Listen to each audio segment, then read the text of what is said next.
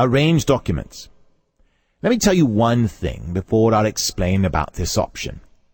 It is one of the brand new options known as Arrange Documents, which is added in Photoshop CS4's version.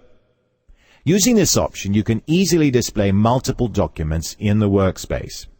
It's fast and flexible, and it displays or views more than 6 documents at the same time, and you can also work in all those documents.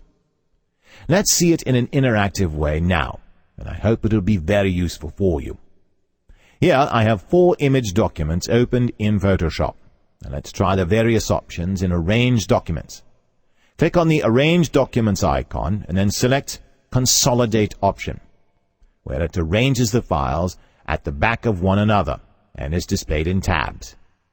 Then again click on the Arrange Documents and select the Tile All in Grids, where all the files are arranged as grids in the window.